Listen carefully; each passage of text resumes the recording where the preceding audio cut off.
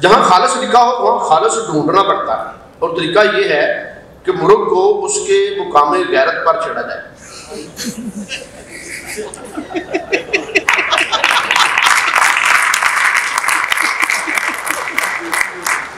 अगर वो कोई आवाज निकाले बगैर कोने में दुम दुबा कर बैठ जाए तो समझ लीजिए वो देसी नहीं बेगैरत बराबर।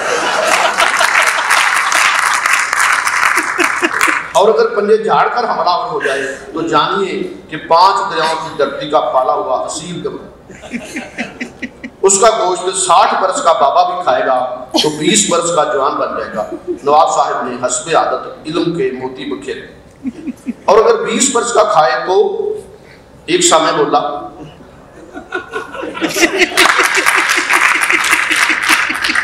उसे हरगिज़ नहीं खाना चाहिए, वरना खुद बांगे देने लगेगा।